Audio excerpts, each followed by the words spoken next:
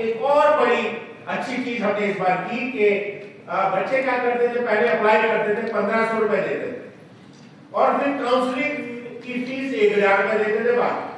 अब होता क्या था, कई बार बच्चा भूल जाता था या उसके बाद डेट निकल जाती थी या एक्सेस नहीं हो पाती थी और बहुत सारे बच्चे जो है उन्होंने अप्लाई तो किया, रैंक किया है, पर काउंसलिंग में नहीं अपीयर हुए और काउंसलिंग में अगर अपीयर नहीं हुए तो फिर आप यू मिस द बस। इस बार मैंने कहा मैं भूल गया, हमारे जो अकेडमिक्स के जो डायरेक्टर है professor Udayan Ghosh, he is a very well, let's give him a big hand round of applause. His entire team, they and all other people, they done excellent work. Last year इनकी वजह से हम 7-8 हजार सीटें बढ़ा पाए, जो खाली रहती थी वो इनकी एफर्ट तो ये सजेशन हुआ, ये कहा कि हम इसको कंबाइन कर लेते हैं। 1000 रुपए काउंसलिंग है, 1500 रुपए एप्लीकेशन, एक ही बार बच्चा 2500 रुपए देगा और फिर वो अनलिमिटेड काउंसलिंग में वो अपीयर होता रहेगा, उसको बार-बार 1000 रुपए जमा कराने की वो नहीं है। इनफैक्ट ये is much more cost effective. Every time वो काउंसलिंग के लिए करेगा 1000 रुपए और तो एक बार उसने कंपोजिट फी दे दी, then he can appear any number of time. So I think it's a very good move, and I want to congratulate Udayan and all your other colleagues to make it happen. दूसरा ये है कि कुछ और नई चीजें हमने की हैं जो इस बार हम इम्प्लीमेंट करेंगे, वो है सिंगल गर्ल चाइल्ड। ये भी एक बड़ा, आज हमें बेटी पढ़ाओ बेटी बचाओ, तो हमें मालूम है कि girl children, specially single girl children, उनको मैं प्रमोट करना, उनको बढ़ावा देना है। तो एक हर प्रोग्राम में, हर कोर्स में एक सीट जो है वो सिंगल गर्ल चाइल्ड के लिए होगा। ये भी एक बहुत अच्छी स्कीम है और हम चाहेंगे कि सब लोग जो है इसका फायदा उठाएं। दूसरा है स्पोर्ट्स कोटा। मैं आपको बताना चाहूंगा कि हमारी यूनिवर्सिटी क्योंकि प्रोफेशनल है, टेक्निकल है, तो जो बहुत सारे बच्चे जो आते हैं वो स्पोर्ट्स में रुचि नहीं रखते, वो ज्यादा किताबी कीड़े होते हैं, अपने पढ़ते रहते हैं, स्पोर्ट्स पे नहीं आते। मुझे लगता है कि एक यूनिवर्सिटी का जो उसका जो रूपरेखा है वो स्पोर्ट्स के बिना अधूरी, तो स्पोर्ट्स को कहीं ना कहीं हमें बढ़ावा देना है। और हमारे director of social welfare madam professor मंत्री कहाँ है, हमने पिछले कुछ एक सालों से स्पोर्ट्स को, चाहे वो इंफ्रास्ट्रक्चर हो, फैसिलिटीज हो, कोचेस हो या और कोई जैसे इंडोर स्पोर्ट्स बना रहे हैं, हम इसको बहुत सारी प्राथमिकता दे रहे हैं, प्रायोरिटी दे रहे हैं, पुश कर रहे हैं ताकि हम स्पोर्ट्स की फैसिलिटीज को बढ़ाएं।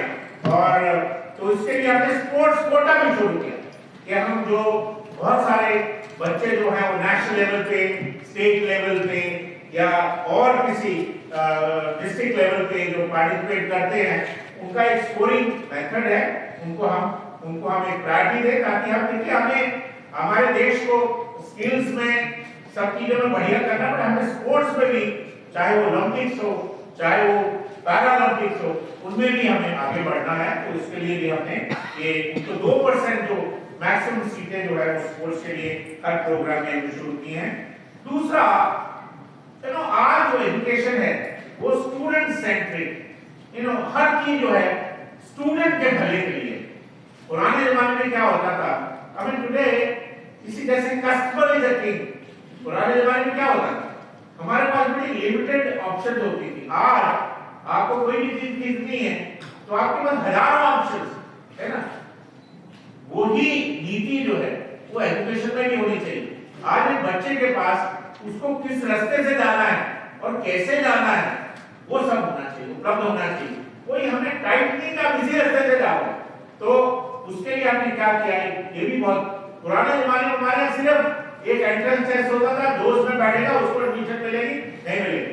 बहुत सारे बच्चे हमारे एंट्रेंस में नहीं बैठते, तो हमने 3 ऑप्शन उनके लिए कर दिए। आप नेशनल लेवल टेस्ट से आओ, आप जितने सारे प्रोग्राम है जैसे नीट है, कैट है, सीमैट है, निमसेट है, क्लैट है, यूसीड है, नाटा है, अलग-अलग प्रोग्राम के लिए एक ही टेस्ट होता है, उससे आ जाए। और उससे नहीं आए तो हम अपनी यूनिवर्सिटी का टेस्ट करेंगे, उससे आ जाए।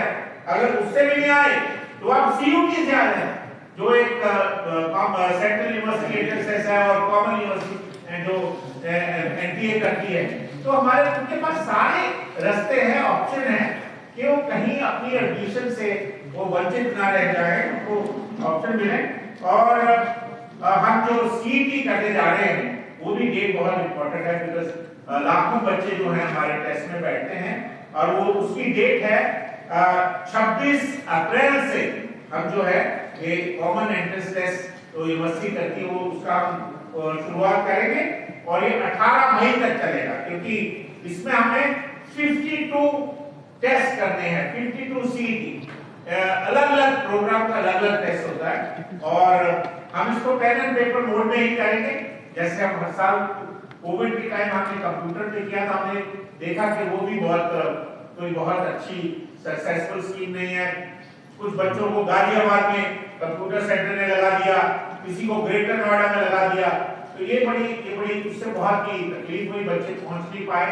और क्योंकि हमारा सिर्फ यही दिल्ली में नहीं, हमारे सेंटर जो है एंट्रेंस के ऑल ओवर इंडिया होते हैं, हम और भी सेंटर लखनऊ, कलकत्ता, गुवाहाटी, चंडीगढ़, जयपुर, बाकी जगह भी हम अपने सेंटर बनाते हैं। तो पेन एंड पेपर मोड जो एक ट्रेडिशनल और बच्चे के लिए भी बड़ा एक सुविधा और एक बड़ा ट्रेडिशनल सिंपल मेथड है, उससे करेंगे।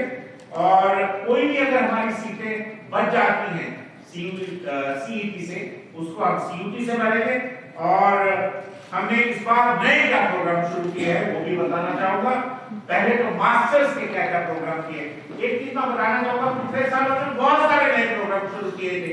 अब उन प्रोग्राम्स वो 3 साल या 4 साल के प्रोग्राम है, तो उनकी जो हमारी जिम्मेवारी है कि उनके लिए सही लेक्चर, उनके लिए right amount of lecture theatre उनको उपलब्ध कराना, उनकी लैब को उपलब्ध कराना।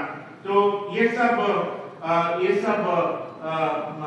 सब भी जिम्मेवारी है, वो भी करना है। तो हम वो जो शुरू किए हैं उनको हम नर्चर करना चाहते हैं और थोड़े से कुछ नयापन भी लाना चाहते हैं। तो एक तो हमने PG program in applied geo informatics, आजकल जियो इन्फॉर्मेटिक्स आपको बोला कि ये GPS होता है, ग्लोबल पोजिशनिंग सैटेलाइट, उससे बहुत सारी चीजें हम लोग, तो ये ज्ञान भी आजकल बहुत रेलेवेंट है।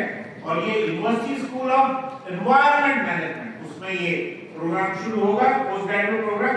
दूसरा हम प्रोग्राम शुरू कर रहे हैं MSc इन मॉलिक्यूलर डायग्नोस्टिक्स, ये जो हमारा सेंटर फॉर फार्मास्यूटिकल साइंसेज है, centre of excellence for pharmaceutical sciences, उसमें शुरू कर रहे हैं। तीसरा हम शुरू कर रहे हैं कोर्स MSc इन माइक्रोबायोलॉजी, ये जो है ये हम नरेला कैंपस के नाम पे ये शुरू करेंगे। उसकी कुछ क्लासेस यहाँ होंगी और जब हम नरेला कैंपस में हमारे पास एमिनिटीज अवेलेबल होगी तो वहाँ बाकी का काम वहाँ करेंगे। और एक और नया कोर्स मैं प्रोफेसर अनंत दत्ता जी को बधाई देता हूँ, क्योंकि इन्होंने मेरे आग्रह पे ये कोर्स चलाने का इन्होंने ठानी है। ये कोर्स है PG diploma in radiological physics and वासा का। मैं बताना चाहूँगा ये कोर्स बहुत ही अच्छा कोर्स है और ये बड़ा दिस इज जॉब ओरिएंटेड, इस पे कोई भी ये कोर्स करता है इमीडिएटली उसको जॉब मिलती है। ये सब क्या है, जहाँ जहाँ एक्सरे लगे तो उसकी मॉनिटरिंग हो, उसमें रेडियोलॉजी, उसकी रेडिएशन ज्यादा ना हो, उन्हें कहते हैं RSC, radiation safety officer, RSO। और ये हर अस्पताल को, चाहे जो जिसको NABH चाहिए और जिसको कोई एक्रेडिटेशन चाहिए और ना भी चाहिए, तो एक RSO जो है ये मैंडेटरी है, ये नेशनल मेडिकल कमीशन भी कहता है।